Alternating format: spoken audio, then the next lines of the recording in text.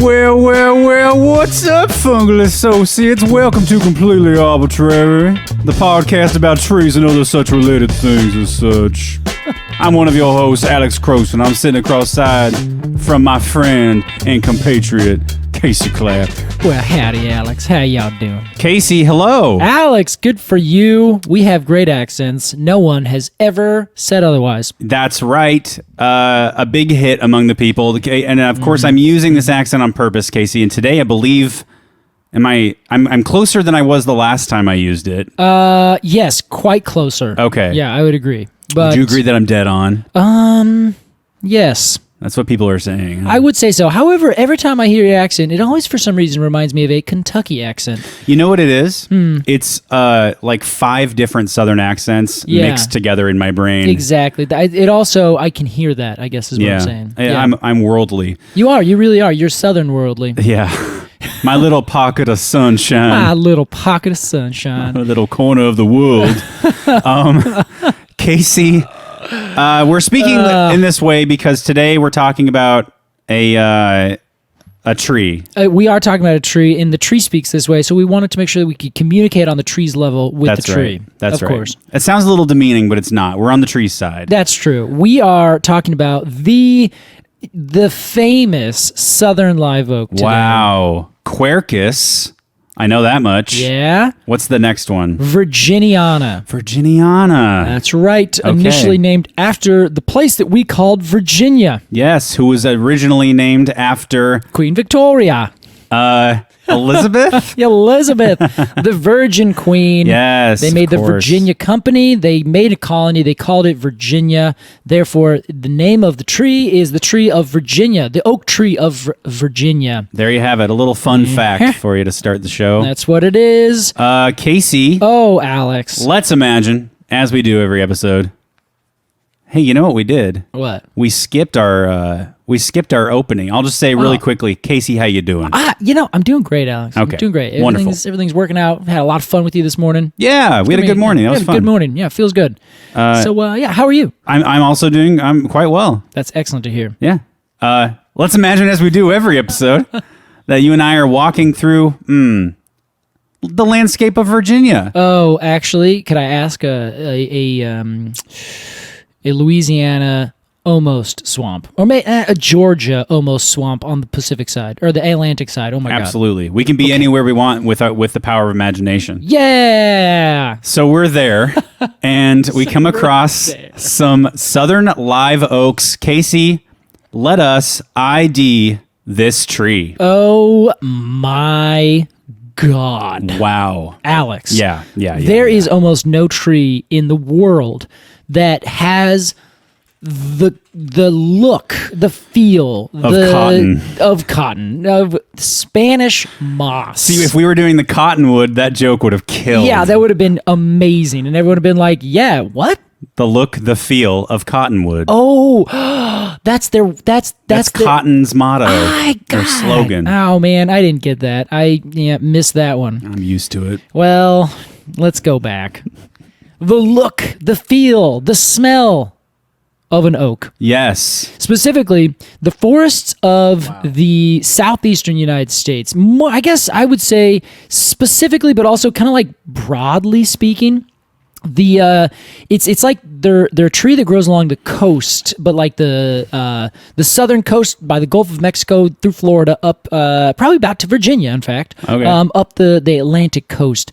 And a little J shape. oh my God, Alex. I can't speak highly enough of what this forest looks like, because the trees grow out in this way that is not tall. They don't really get massively tall. They stay really kind of short. But they arch over and around and just keep growing outwards. They're real man spreaders. Oh my God, they are, and they make room for each other. They are the definition of tree spreaders for sure. Yeah, and they just like have this look and this feel that just is stunning. So the main thing that you see when you're walking through a forest of these is that they have a bunch of moss hanging from them. Yeah, what is that moss? Is that beard moss? It's Spanish moss is what it's called, and Spanish moss is this epiphytic plant. It's a Tillandsia or Tillandsia. I always add like another syllable to that. You called it epiphytic? Yes, it's an epiphyte, but it's not an epiphyte in the way that you expect it to be an epiphyte. Oh, wow. I was conflating that word with epithet. Oh, which yeah, is something very much different. Sorry, yes. An epiphyte is a tree that grows, or a plant that grows on the outside on top of another plant. Okay, great. So like epidermis, same base word. Wow, Casey. It grows on the side of something. So if you have a plant growing on your skin, that would be an epiphyte of you. That's cool. Like an ivy or yeah. Okay. Exactly. Now the thing, I guess the difference though, an ivy, like its roots are in the ground, and for mistletoe, its roots are in the tree. Oh. So that's a parasite. And the other one is a vine, so it's using it, but it's not. I would say it's not quite an epiphyte, because an epiphyte has its whole life and does everything up in the tree. Got it. But it's not actively taking nutrients from the tree. It's just Okay. it's just the tree is the medium that this thing grows on. Okay. Orchids are a great example. There's a bunch of things in the same family as pineapple that also do this. In tropical places, they're all over the place. So this Spanish moss, Yep. this Musco Española, Sí. is very is a quintessential. It's almost like, we talked about like chloroplast. Yeah. Being like so old school buddies with a leaf that it becomes a part of the leaf. Yeah, basically. Spanish moss is like such old school buddies with the oak. This particular oak that it looks wrong without it. It does, and it just is like such a beautiful thing. Like people call it like the sort of, everyone has these common names like old man's beard or something like that for a lichen that we have over here. But this is an actual flowering plant, and it grows and just hangs down these long threads throughout all these trees. It's spooky. It is. It's so spooky. It's like the classic like southern swamp kind of thing. Yeah. And that's where these trees grow. So you're walking through the swamp, you see these canes of these big, huge oak trees grow up, split out, and then just go out over the landscape. The big ancient ones, which almost every single one's been cut down, and there's some that have been replanted or grow on estates or something like that. They were planted in the middle 1700s, still kicking it today. And you get these massive, big branches that arch over. Some hit the ground again and then come back up. Wow. They're just the most incredible architecture you've ever seen on a tree. Wide as you've ever imagined. These big, huge, I call them canes because I imagine canes come up and kind of come back down and then back out. And that's what they do. Covered in things. They look a bit like, when like a dam breaks and like a huge gush of water comes out. Yeah. It goes whoosh, and it splashes back up. Ah, yes. They kind of look like a wood dam. That's broke. a great descriptor. And they just kind of like, they let loose and they just sort of go where they please, and they just really spread out and kind of it's perfect. They don't seem to even care about anything else around them. They just like go for it. Yeah, that's perfectly. Yes. 100%. They're free spirits. They're free-spirited trees, and God, they just exemplify it so well. Let's talk about the leaf, Case. Let's talk about it. So this is another one of those great evergreen oak trees. Oh wow! Alex. I did not know that. Yes, it is evergreen, but its leaves don't look like an oak at all. The look of it, when you see the tree, you would look at it and say, yeah, that's an oak tree. Like wow. It grows in this way that's called the live oak kind of growth pattern, where you have the tall, big, strong, regal oaks of the north and like of northern Europe that have these tall trees that grow up and create these big, massive canopies in a big globe thing. Mm-hmm. Oregon white oak's a great example. The bur oak, the northern red oak, the pin oak, these kinds of things are English oak.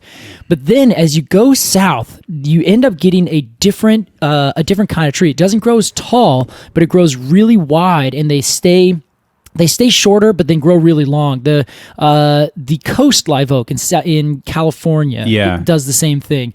A bunch of different species or subspecies in Texas and Mexico, and then as you go further over, you get this in the eastern United States, and it has this at the same time as you change in this this vertical, or I guess it's more latitudinal change from oak-like leaves that have those lobes, whether pointed or not.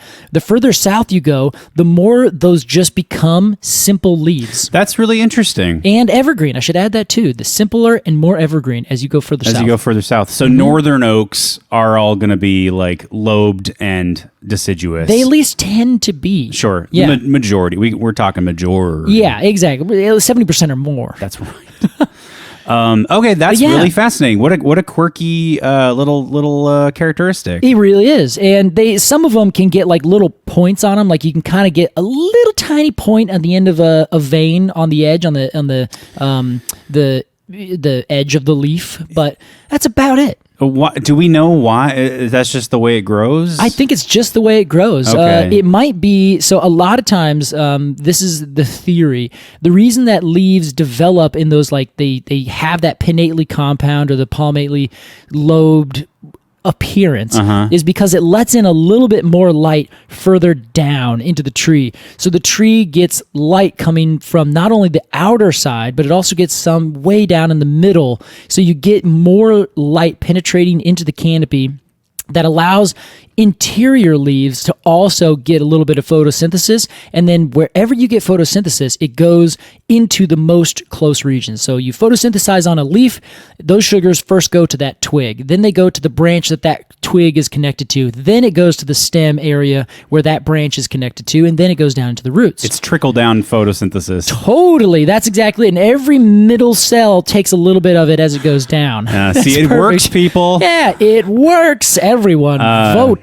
I'm being ironic. Yes. So I think with these, like, the conditions are just a little bit better. A, they can be evergreen because it's not as cold. But B, if they're evergreen, then they're constantly working all the time. So they don't necessarily need that other efficiency because they're making up for the efficiency somewhere else. Okay. So this is all kind of just me, talking about it. I don't know if anyone's done any specific research on it. If there has been, I haven't read it. But that is, if you're thinking about trees in a holistic sense, they have energy, they have a budget, how are they going to use it, then that makes sense to me because you're investing more energy into this thing, so you don't need to invest into this. I wouldn't have been able to put it in those words, but that's kind of what I was thinking. Yeah, okay. Basically. Perfect. Why more southern oaks would be evergreen. Yeah. Casey, like most oaks... Yes. Should I say all? I think you can, depending on what you say next. This oak has an acorn. Yes, all of them do, just as you said. Great. It does. It's got a cute little acorn, actually. And the acorn is very, it's long and shiny. Its cup covers about half of it. And it's just a fun little. It's just a fun little acorn. It's like black. It is. It's really dark. Like it's like a mahogany kind of color. Yeah, I would maybe call it like a really dark purple. Yeah. And then the cap is kind of really thin. Like it's not an intense cap. It's kind of like a beanie that sucks onto your head. Yeah. That's what it looks like to me.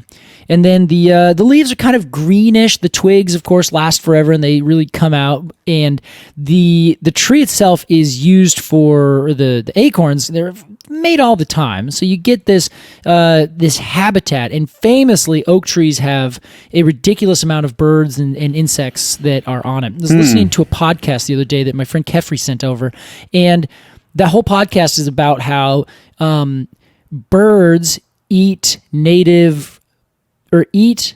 caterpillars.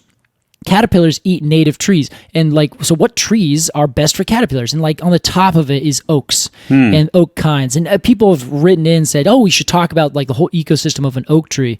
It turns out there's 10,000 caterpillars, individuals, to raise one clutch of a bird. I can't remember which bird, but a little songbird that would live. Wow! They need to eat 10,000 caterpillars. Then that's just one clutch for one bird. To have a whole population of one bird or multiple birds, you have to have hundreds of thousands of caterpillars growing in this area. And a big, gigantic oak like this could have thousands upon thousands of caterpillars on it that a whole team of chickadees could put not even a dent in. Jesus Christ. It's crazy. And then imagine that for an entire forest of these things. That'd be a fun topic for a Patreon episode. Yeah, I think, that's a great idea, Alex. Patreon.com/arbortrary. But yeah, so this is, for an oak tree, it has all that you want. This big, gorgeous, capacious canopy, but then also it adds in that extra flair of like, oh, I'm also going to continue growing bigger forever. Yeah, okay. And get these huge, massive canopies that just are like an umbrella that slowly, constantly gets larger and larger and larger and larger, and then gets covered in this moss that just droops it like a vertical fog. It's one of the most stunning trees you've ever seen in your life. You've raised an interesting question that I just want to briefly touch on. I don't want to get into a whole thing. Okay, I won't make any comments. It's the best way to make sure we don't last on something for an hour. My fingers are holding the nickel, and I'm just holding it above the slot. Yeah, right. I like that phrase, putting a nickel in Casey. Yeah. Rate of growth. Yeah. I'm assuming that across species it varies. Mm-hmm. Some trees are just faster, more consistent growers. Sure, yeah. Some trees are slower growers. Some trees grow really fast when they're young and then kind of chill out in their old age. Mm-hmm.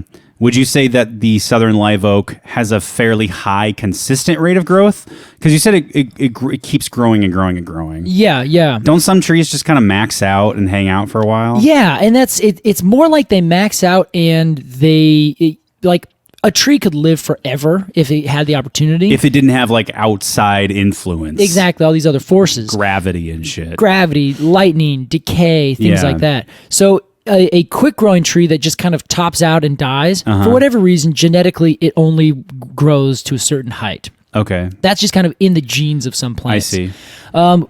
Otherwise, it is a structural thing. They also put no effort into putting in any decay, or any decay resistance. So as soon as any decay gets in them, they just topple in a matter of years because they've lost all their structure. The southern live oak? No, that's just just some trees. Oh, okay. The southern live oak is one of those like a Douglas fir where it has put just the right amount of budget into just about everything. Oh. So it grows at a medium pace. So Douglas fir grows way faster in terms of height.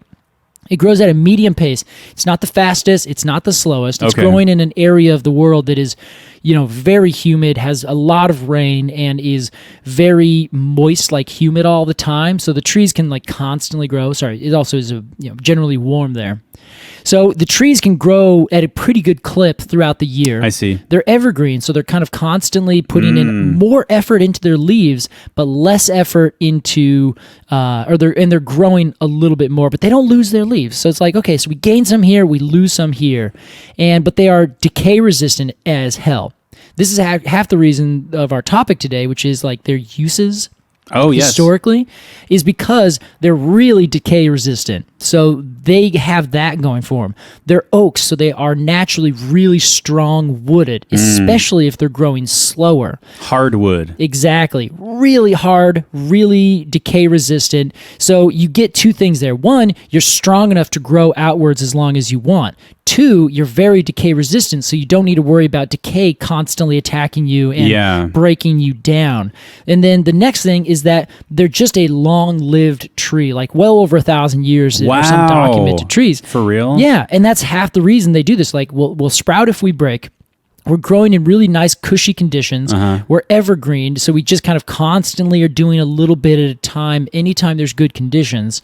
We're decay resistant, and we're just going to keep cooking at a slow, medium rate for a really long time, as opposed to other trees that may grow really fast, but then once they grow really fast, they have not put effort into these other things. I see. So then they fall. So it's a good budgeter of its energy. Exactly. And it's just efficient overall. And it's got a good roll of the gene dice, where it's like, I guess I'm an oak, and I have all these other attributes that go well for me. And that's why oaks are so profoundly like important trees for every ecosystem around that they exist in.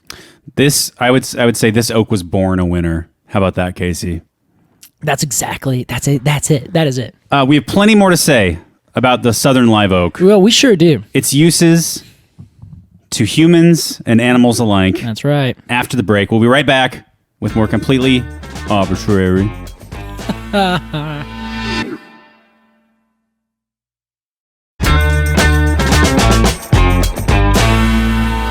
welcome back to Completely Arbortrary. Yes.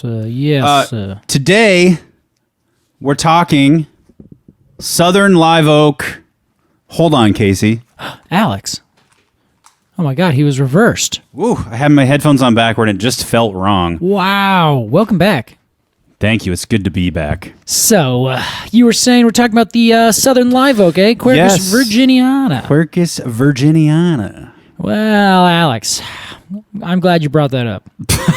It is my job. Yeah, good work. So, this tree is such a fascinating tree for a couple different reasons. So, one of the big things is that this tree has like shaped the United States to a certain degree.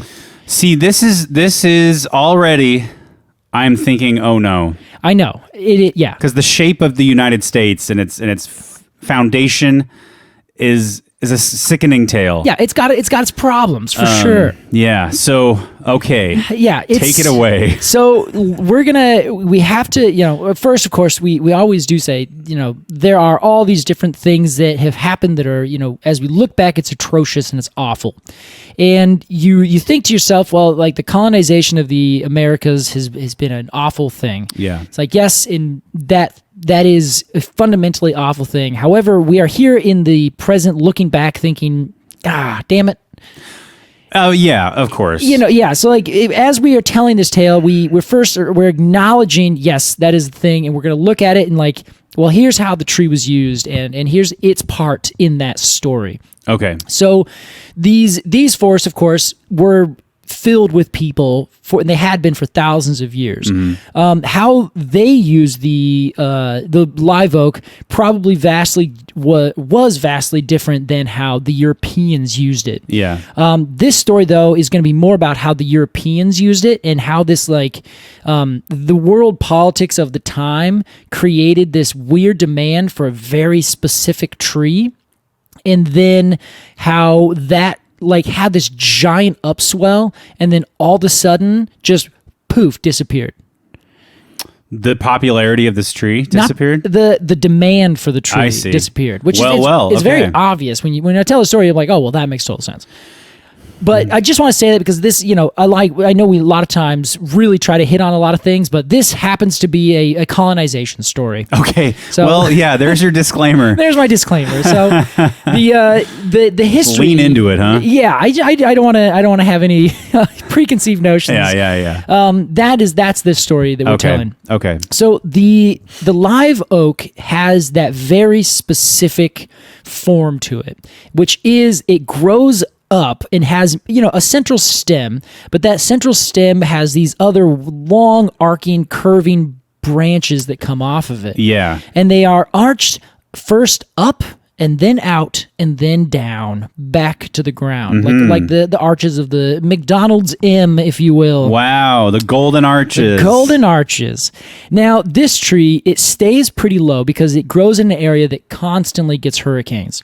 So staying low and having these kind of lower, big, tough branches makes it so it can withstand hurricanes way better. It's hunkering down. Yeah, which means it can grow to a really old age and it can maintain this shape the entire time. Like it doesn't have a big stem that comes up, breaks off, regrows, breaks off. Like you get this one nice, well done branch. Can you imagine a hurricane in like a Pacific Northwest forest? Oh man, I can't really. It would be, we get our hurricane-esque things, but nothing like what they get in the Southeast. That would be just fucking anything disaster. It would be a disaster. Most of our trees are just so tall, they just wouldn't do that unless there was a whole forest of them. A whole forest of these trees, I think, would be okay. Okay. But individuals, they'd probably get knocked down like poles. Not all of them, but an amount that would be pretty stunning. I bet. So these trees are adapted for their environment. Good for them. And when the Europeans were coming over, they first were looking for resources. We talked about this a while back. on one of us, it could be a Patreon episode, I can't recall, but we essentially talked about the uses of resources in European places versus in the Americas, where in Europe they were resources, but they were also things that they had around them the whole time. I think this was the use of arboriculture and how Americans now and Europeans now view and use trees. Oh, this would have been our pedunculate oak episode. Exactly. So when they were first coming over, the Europeans were looking for resources. Right. Like it was a high on the list. Yeah. It was sort of their paradigm coming into this new place. Precisely. And when they first started these colonies, they went over and they said, we should start a colony because we can get all these resources. One of those was the eastern white pine, that it grew straight up. It was huge. It was massive. And they could make these just massive masts on these big ships that they were building. So they would have this perfect, really strong, tall mast that was 3 or 4 feet at the base and 100 feet tall. Wow. They would put that on their ships. So great. That works out really nicely. Meanwhile, they also would use pitch from the pitch pine and other things. They called them naval stores. And this was getting pitch and tar and turpentine from different species of pine trees in the New World, as they called it. Yeah. And this was really good. They would, take it and it would fill the gaps in between the wood, and it would be what essentially makes things waterproof. So they were really important resources. Oh, wow. Okay, so they would like use it on the bottom of the wood and like to seal it and to make it waterproof so they could sail their ships. Precisely. That's it. Interesting. Now, we've talked about essentially the top ship. They would use the planks that were on top that like you would walk on. Uh-huh. Those planks would be made of like the poop deck, Casey. The poop deck. You're right. Thank you, Alex. That would have, you want it to be decay resistant wood. Sure. Because you needed it to be able to take these, conditions of water and, people walking on it, things like that. Pretty high importance, yeah. Yeah, pretty high importance. So those would be made with like bald cypress, really decay resistant wood. Different species of oaks, but the white oaks and the black oaks and the red oaks that would grow straight, like those tall ones in further New England and the mid-Atlantic, because those would grow tall and straight in forest conditions. So if you cut those down, you got the perfect boards to plank out of that, right? So it's like, okay, great. So they were using the trees that were growing for certain purposes that those trees lent themselves to based on how they grow. Now, the live oak does not grow like either of those trees. Right. It doesn't grow tall, and it doesn't, if you cut one of those big, long, arching branches and you cut it into a straight thing, when it dries, it cracks and bends and warps a whole bunch. So I was like, well, this is completely useless to make a very tall, perfectly straight mast. Yeah. It's completely useless to make planks because the planks are going to be so cattywampus, you're not even going to be able to walk on it. It's completely pointless. However, good usage of the term cattywampus, thank Casey. you. I have to commend you on that. I try to put it in every single one of our podcasts, and sometimes it just I don't think you've ever said it before. The effort was there, Alex. Looking for your moment. Yeah. So the one thing that these trees did lend themselves perfectly to was the bones of the ship underneath. The bones. Yes. Oh, sure. Yeah, your framework. Exactly. So recall, oh yeah, it's all fucking curvy. And now all you got to do is take those curves that are arched up, cut them, flip them over. Now you have the rib bone of a gigantic boat. Yes. So that is what they would use them for. Wow. And they were fantastic. I'm sure. They essentially put all these things together. And of course, so here, like we said earlier, decay resistant. They are really strong wooded trees. They are arched in the perfect way. If you cut them and hew them into the way that you want, you can get it to fit exactly the way you want on the ship for whatever size you need, because there were thousands upon thousands of these trees on the entire the entire east coast of the southern United States, throughout Florida, and all the way over into like middle Texas.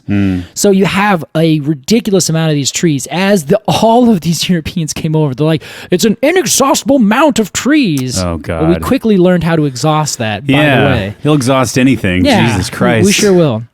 So what they ended up doing is they made these rib bones and they started using it, and then it kind of got a little bit famous because they could, without doing much work, like much more work. Obviously, it's a lot of work to cut down a tree, but you would cut the tree and then you would plant it, or you would let the whole stump grow and it just start regrowing again. But they would cut a bunch of them, and then make a ship. And I think it said you had to have, I think, 680.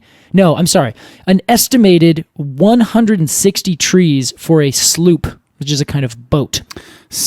Wow, hold on. Let's pause for a moment. Yeah, and okay. think about that ratio. Huge number, isn't it? 680 trees to make one ship. Yes, sorry, I messed that up. I just said for a sloop. So live oak trees required. You needed 680 for a 74-gun ship of the line, which is a ship of the line's like the brand new ship that comes out. It's still a single ship. It's one single ship. 680 trees. 680 live oaks. That did not include the other oaks for the planks and the mast trees that you would cut down. Those are the tall eastern white pines or other kinds of pines. So we're talking one tree for the mast. Yep.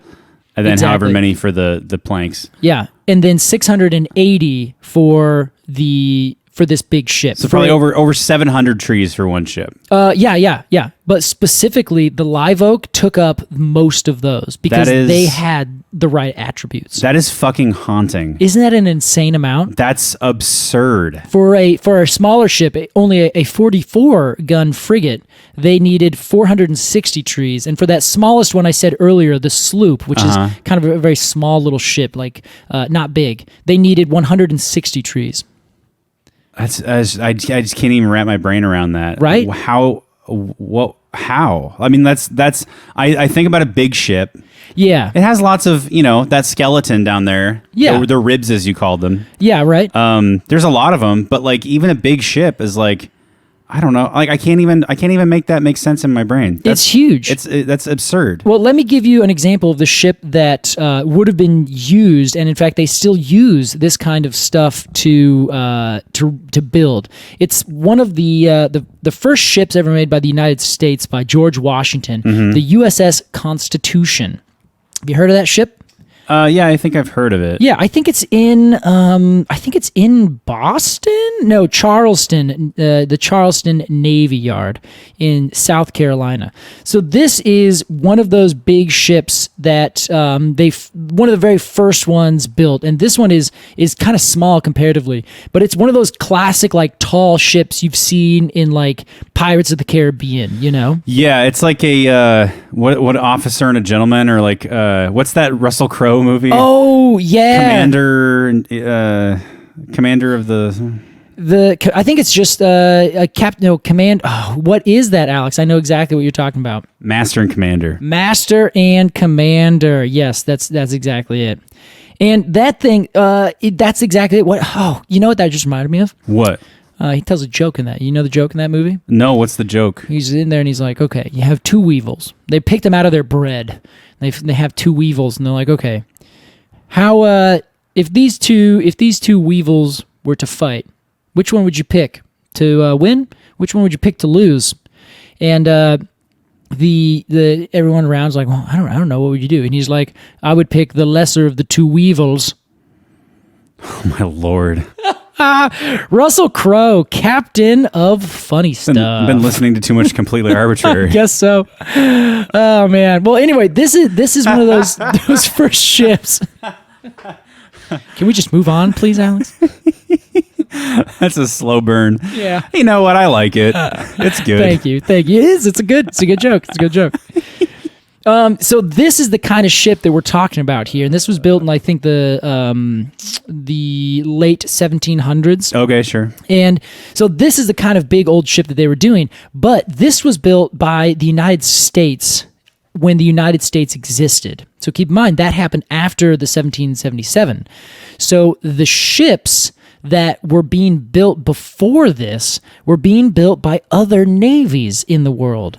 This would be the British Navy, for example. Of course. The Spanish navies, the Armada. Portuguese, and that kind of thing. So the Portuguese weren't dealing so much with these trees because they kind of missed out on the United States or North America at this point. Sure. But they were still trading with other people and merchants. So you had merchants cutting down these trees and then selling them to other people.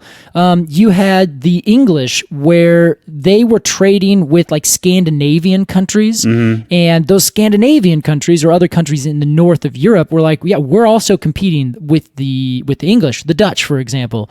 So they're like, we're just going to let the English go into these like northern Germany, places, take these really tall, they called them Riga firs, which is just a Scotch pine or a Scots pine, Pinus sylvestris, growing inside of the what is it? The North Sea, Baltic Sea, I think. Oh, Where's the Baltic? Anyway, they were growing up there in the north. Yeah, we've talked about this kind of section of the world multiple times. yeah. So these forests had these tall trees growing in it and all these other kinds of trees. So they would be charged duties and taxes and things in order to take them through these like little ports in these Scandinavian places. So they were like, well, if we just stop letting them come through, then their navy suffers. So the English were like, okay, yeah, we'll take those other trees and we'll get that colony. So it became like a high priority to take these areas and this entire thing. So like the politics of the time in terms of resources are half the reason the entire eastern coast of North America was colonized by England specifically. That was the resource base that led them to create their gigantic empire that they had in this time period. One of the big bits at the minimum. And it all revolved around these trees. Yeah, around these trees. There was a famous thing for the eastern white pine called the King's Broad Arrow. Have you heard of this? The King's Broad... No, what is that? Yeah, the idea is that the king, or whoever the monarch was at the time, would essentially claim the tall eastern white pines on private land. So it would be like... the government of any place comes through and they say, yeah, this is your private land, of course, but that pine right there, that's mine. You can't do that. Any pine of a certain size, that's royal property by decree. Weird. Yeah, so of course, everyone was like, nah, that's my pine. So they would come over and they'd put a mark on the tree, and it was called the King's Broad Arrow, and it was like an insignia that they would slam into the tree, and that would like mark that tree as the king's tree. They're branding these trees. Exactly, yeah, that's it. And so people, that was How half the reason. strange. Is that a weird like phenomenon? Can you even imagine that now? Humans are so weird. We just do such weird shit. We're weird people, and like especially back then when the monarch royalty like had like such a I can do anything I want kind of idea, which they probably still can. So let's just keep that in mind. They can, yeah. But back then it pissed everybody off, and they would make these big in the South. They would make these huge reservations of publicly owned land. They would be, you cannot cut down any of these oak trees. They are for the United States Army. What period are we talking? The same period? Sorry, now this is after. Sorry, yeah. Fast forward, the United States has now taken over. So hold on, we'll cut that out entirely. It's okay. So you had these massive, like, big armies and these navy people, right? Mm-hmm. The English and the Spanish got into a huge tussle, and they had this massive, big fight where the English beat the Spanish in some navy battles, and were like, yeah, so we can control the seas. Let's do that. And then they famously just started getting their hands on every bit of oak that they could. And there's one of our resources will be it's essentially all of the uses of the oak tree, like, well, when we started using them. Mm-hmm. And so it's really funny stuff, because it's like in 1784, Cumberland Island, Georgia, reported denuded as many as 300 British loyalists from Florida who were shipping live oaks to the West Indies on British ships. So in 1784, like pretty late, loyalists in Florida cut down an entire island's worth of these trees to ship back to England so that they could then have more raw material to build ships. Wow. So also a given that I should note, all ships at this time were made with wood. Everyone in the entire world. Sure. They're all wood. So if you wanted the biggest, the best, the strongest, the toughest, the most long lasting, you're getting live oak from the east coast of North America. Wow. Everyone. So you had like oak pirates like stealing stuff from public land, and you had Oh, that's so goofy. yeah, it's so funny, but it's like, wow, that kind of makes sense. Yeah. And then in the this list I have shows the 1720s to the 1850s was a gigantic period of building for boats. Like everybody, all the big names in Europe, the Spanish, the French, the English, and then at this point, the United States, as soon as it became its own country, started building their ships to an extent where it was an arms race in the literal terms of the most literal terms of the word. Yeah. Where all these powers were basically jockeying for the control of all the oceans, and each one were trying to get their hands on all these kinds of trees. So it ended up cutting down almost every single one we have. That's so heart-wrenching. It is, because each one of these had thousands of ships, and we're not even talking, Alex, about the commercial ships, like a merchant who just wants to take, grain from here to here. They need a ship too. Maybe they just need a sloop though, so they only need 160 trees. Right. So that is wow. That's the level of demand, and also the level of, do we understand the impact we're having on these trees? That didn't exist. It was just like, no, go cut them down, please. Sure. And by please, I mean I'll kill you if you don't. I mean, that's such a man. This fucking bums me out, Casey. I'll be honest. I know. Anytime we talk extensively about like, I guess particularly colonialism, but like colonialism adjacent stuff, like these water wars. It's just such a fucking bummer. It really is. It's so yeah. I don't know. It is. You look back and you're just like, I wish we didn't do that. Yeah. Yeah. I mean, I guess that's the sort of. I guess that's the benefit of looking back. Yeah. Hopefully you learn from that. Yeah. So yeah, that's the case. But at the same time, you also had, everyone knew how gorgeous these trees were. Yeah. So you had this very, you had to use them. But some people back then decided to plant these trees. Okay. Rather than just cut them down. That's a start. It's a start. I'm sorry, this is probably not going where you want it to go.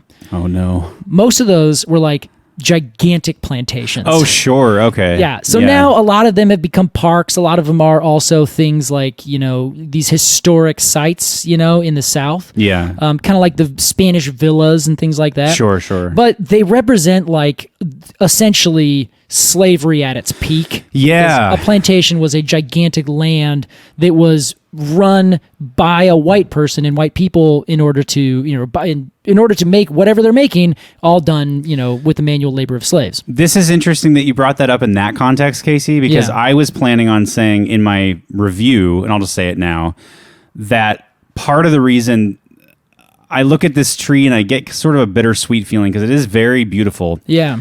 But to me, it very aesthetically is very characteristic of a plantation. And I'm not talking tree plantation. I'm talking like cotton plantation. Yeah, exactly. Like ornamentally. Precisely. And An alley. down the road on the way to the master's house. I mean, like Forrest Gump. It is, you see that a bunch in Forrest Gump itself. Yeah.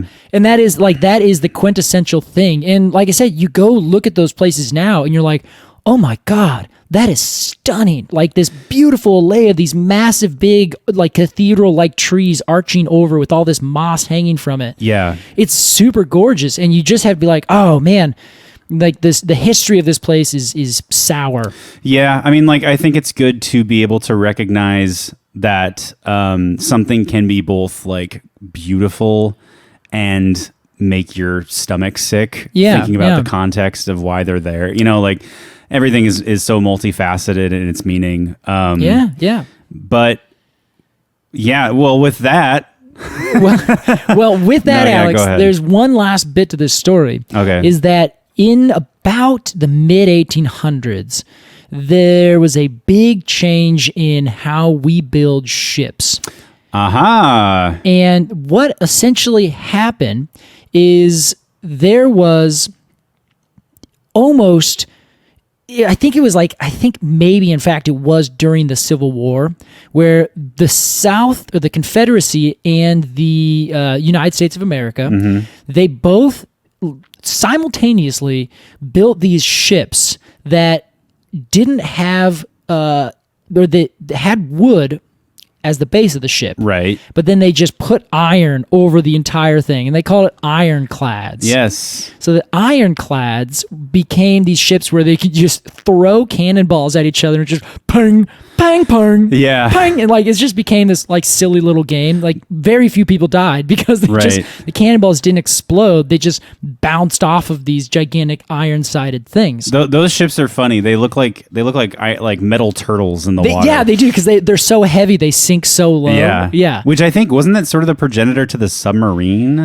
There was another submarine that happened during the Civil War, like explicitly. But I think it kind of was but I don't know if the technology, or if they were really thinking about it. Sure. If it was just like they were so on the cusp of new technology where, of course, the next step was endless, but they hadn't maybe quite been like, we're going to do this now. And I fucking hate war. War is so lame. Yeah, I know. I'm sorry. No, it's okay. I want to be outspoken about my distaste for the subject matter today. That's fair. It's extremely interesting, but I also just hate every moment. Yeah. Well, in this case, the one positive side we might be able to take from this. Yeah, let's do it. And there's many negatives, so don't get me wrong, is that essentially in 1883, Congress passed the Steel-Hulled Navy Ship Procurement Bill, which ended the United States Navy's use of live oak. Okay. As soon as one navy stops using trees and uses all metal, all the navies have to do that, because of course, if you're going to keep up, you better keep up. Yeah. So this was not so much a conservation effort. This was This was a war effort. Yeah, this is a war effort that ended up making it so that the pirates who'd go onto public land,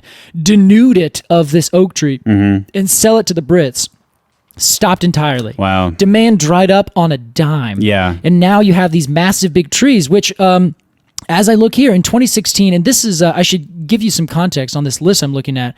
It's Live Oak Use Historic Timeline, European Colonization and Nation Building by Dr. Kim Coder, who's a professor of tree biology and healthcare at the University of Georgia. Well known in arboricultural circles. Okay. Dr. Kim Coder is a fantastic researcher about how trees work, like really, really well known. And is like the 2016 entry just says many large live oaks today are stump sprouts from live oaks that were harvested in the first half of the 19th century. Wow. So it's kind of one of those things where we gave it enough time, and now they are these big, massive old trees that you're like, wow.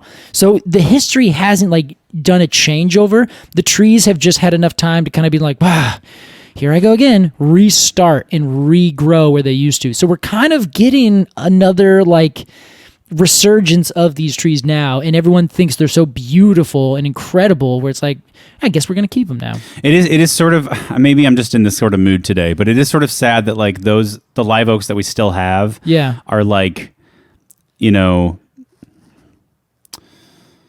they're like bad memories. Yeah. Like in the flesh, you know, I see, like you existed at a different time. You were taken and used for evil purposes. Yeah. And then here you are, the same tree, right? Because it just grew out of a stump. Pretty much, yeah. Yeah, I don't know. Well, I think I would take a positive side from that, where it's the same tree that grew out of a stump. So it's not necessarily a memory. It's like, no, I'm still here. You guys did everything in your power to cut me down and kill me and root me out. Sure. Still here. Okay, I like that positive spin. Still coming back. So we I think you and I are in different moods today. That's fair. Yeah. Which is good. Yeah. So, but that is the history of this live oak tree, and you go there today and you can see it. There's an example I put a picture of, which is a famous tree. It's called the angel oak. It's in Charleston, South Carolina. There's a bunch of these kinds of trees where they are some of the most massive, daunting, spreading things you've ever seen. Like a spider's worth of like branches that come out and splay. It looks like at any point the tree could get up and walk away. Right. They're stunning trees. So it's everything about it just blows my mind. Can they grow here in Oregon, or is it too cold? I think it's too cold. I don't know if anyone's ever tried to grow one here. Oh, but there Patreon is, idea. Hey, yeah, send it our way. Casey and Alex planted live oak. Yeah, there is that's a long form Patreon, isn't it? You have to subscribe for 400 years for it to pay off. We'll let you know. We do have in Southern Oregon a species that's called, I believe actually scientific name is Quercus Wislizii. Wislizii? Yeah, I believe so. And that tree is it's called the California live oak, or the coast live oak. Right. And that is a, Wislizenii.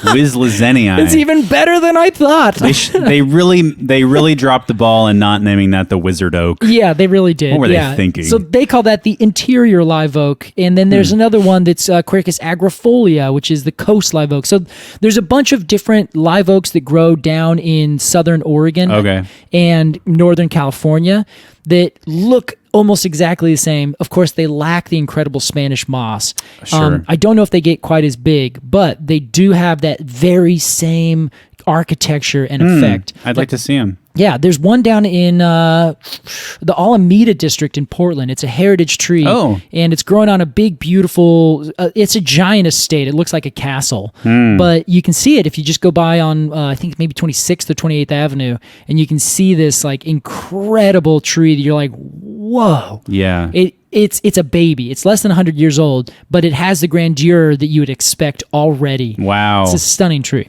That's great. Casey, let's get into our review of the Southern Live Oak. Let's do it. Here's how it works. We'll give some final thoughts on the tree and then give it a rating of 0 to 10 golden cones of honor.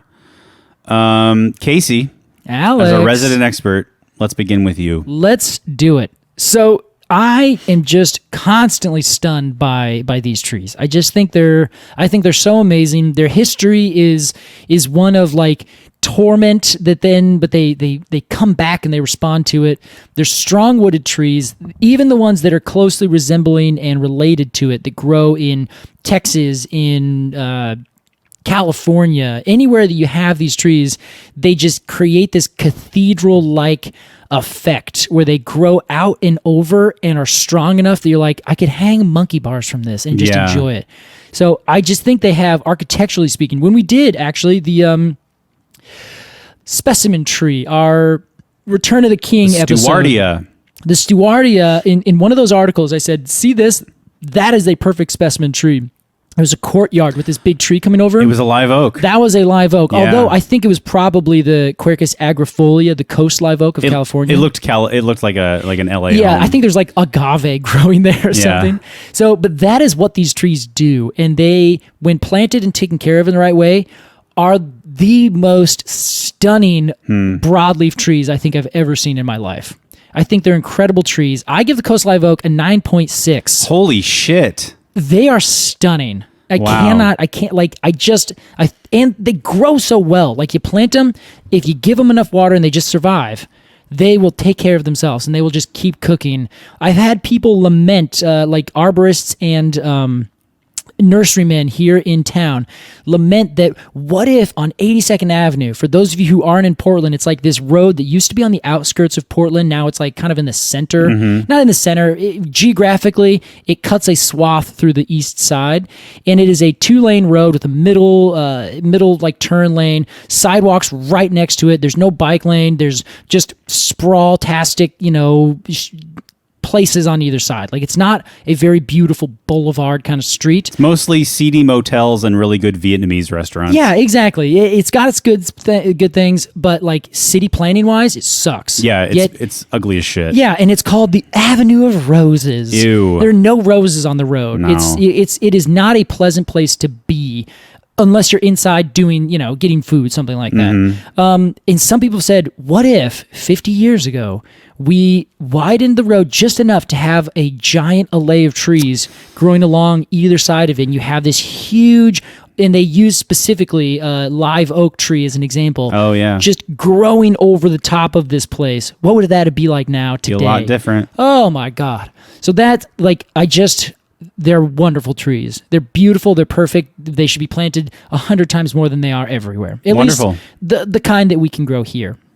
9.6. That's what I say. 9.6 for the southern live oak. Very well done, Casey. Yes, very well done, southern live oak. Now, Alex, Yes. how do you feel about the southern live oak? I have mixed feelings. Okay, walk us through your process here. All right. Aesthetically, this tree is a complete smoke show. Yeah. Like an all-timer. 100%. One of the most beautiful, impressive trees we've talked about since we started this podcast. Top 5, at least. Yeah, there you go. God, what are the other 4? We don't need to get into that now. Okay, yeah. I discussions like we had today are a little tough. Yeah. They just make me feel sick to my stomach. It's hard. It's, I don't know why. Well, I know why. But that was not, and I'm electing to say that's not the tree's fault, obviously. Okay, yeah. Nothing we ever say. It's silly to even say that. Yeah, but I think it's fair. In the universe of completely arbitrary, sometimes we blame the tree and sometimes we blame the people. Yeah, there you go. And we get to choose when. Yeah. That is not a rule. We made up these stupid rules. We can break them. Yeah, I just feel bad for the coast, for the southern live oak. Yeah. What a torturous history. Wrong place, wrong time. Yeah. Yeah. I can't. It's really hard to separate it aesthetically from the LA entering a plantation. Yeah, that's a big sticking point the for me. big house of the plantation. Yes, yeah. that's awful. However, if I'm just looking at this tree on a blank white plane, Yeah. in Photoshop, I've cut it out and I put it on a white background. Yeah. I cannot deny that it is an extremely impressive specimen. I'm forgetting its context completely. I'm giving the southern live oak a 9.0. A 9.0. Yeah, I think it's well deserved. And it just has, I can't think about its context. It's so gross. Yeah. Yeah.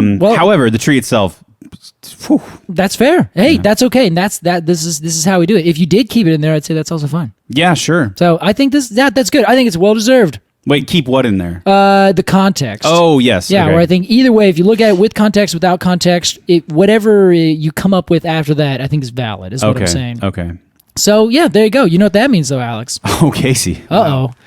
Alex is I getting nearly up. forgot. I know you nearly did, and I saw the piano behind you, and I was like, oh, of course. That's not the piano. That's the melodica. To the southern live oak, we induct you into the Golden Arboretum of Honor.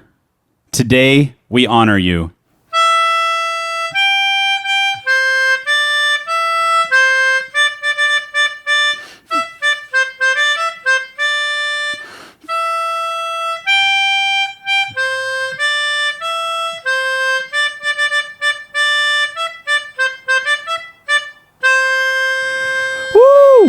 That's what I'm talking about. What a beautiful tree. Yeah, well deserved, Casey. Well deserved. Casey, it's time for our completely arbitrary Q&A. All right. What do we got today, Alex? We've been getting a lot of good questions lately, so I think this has actually been pretty hard. Yeah, it's true. We're on a roll with people sending in really good, provoking questions. Yeah, right. This week's question is from Nick. Nick says, hello there, my fellow tree enthusiasts. Hi, Nick. Hi, Nick. I live in the Piedmont region of South Carolina, and I have noticed little clusters of evergreen leaves at the top of some deciduous trees that are visible once the, quote, regular leaves fall. They seem to be in the willow oak primarily, but of that I'm not certain. What are these? Casey, clusters of evergreen leaves at the tops of deciduous trees? Yeah. Is Nick seeing things? Nick might be seeing things, but those things could be one of two things, I think. Wow. So there is this strange phenomenon, and I don't really know why this happens necessarily, but on some trees, there are new shoots that come out every year, right? For whatever reason, those new shoots they don't senesce in the same way. Senesce, please define. Senesce is just falling off, where if you senesce something, it falls away. Okay. So leaves senesce, and it's called senescence. And then if they don't fall, it's called myrtescence. Wow. And I think there's a T in there. Myrtescence, actually. I take away the T. Okay. So, a myrtescent tree is an oak tree that doesn't lose its leaves. It just keeps all of its old leaves on like the whole year for whatever reason. But a deciduous oak? Yes, correct. Okay. Yeah. So a it's myrtescent deciduous oak. Yes. And then there's also the senescence is the act of being deciduous. So a deciduous tree senesces its leaves. Come on. You're welcome, Alex. What are you guys doing Thanks, in the Nick. tree in the tree world?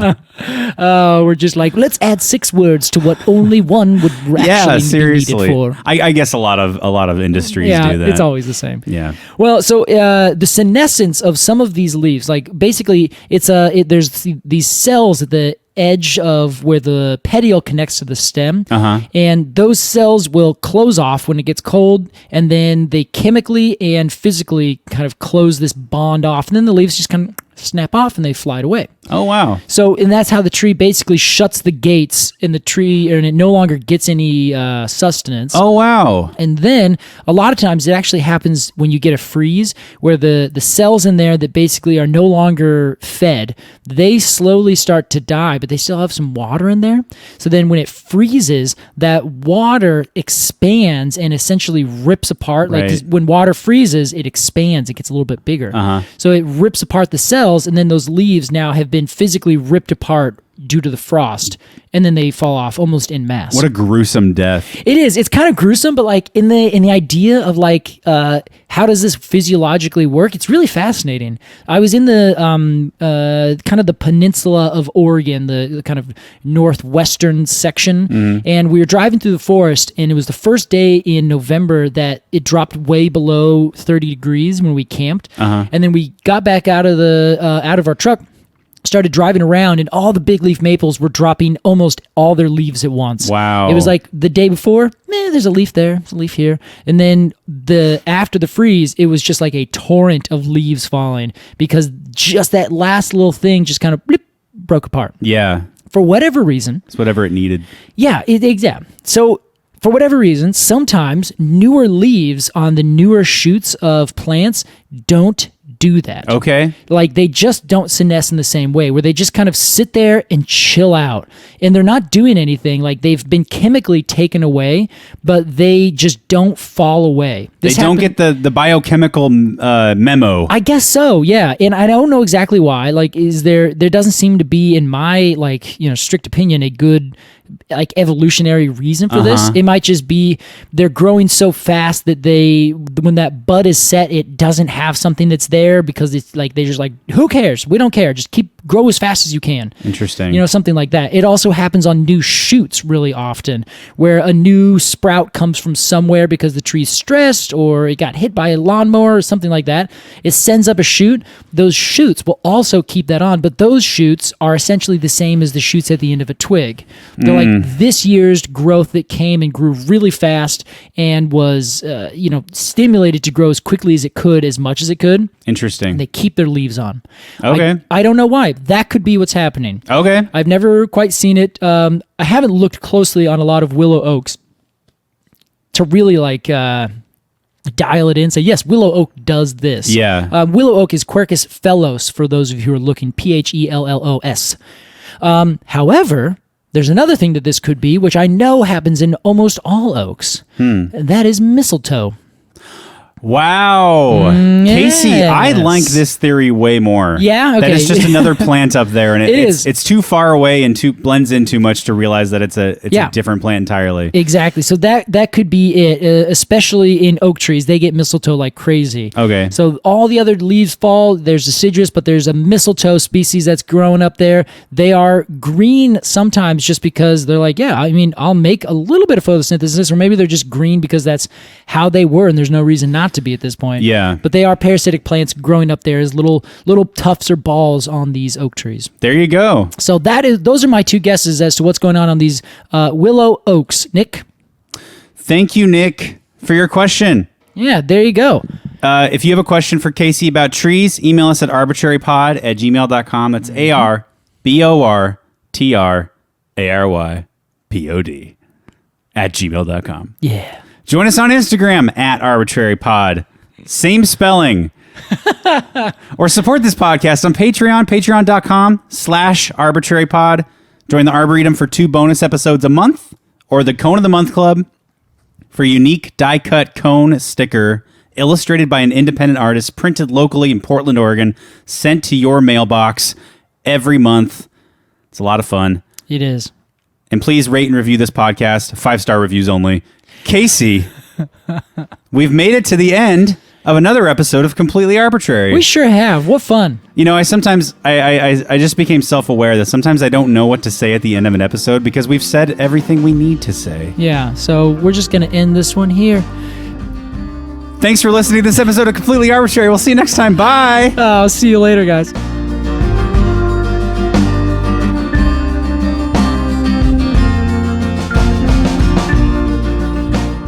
Completely Arbortrary is produced by Alex Crowson and Casey Clapp. Our artwork is by Jillian Barthold, and our music is by Aves and the Mini Vandals. And you can support the podcast at patreon.com/arbortrarypod. And find additional readings at completelyarbortrary.com. Thanks for listening.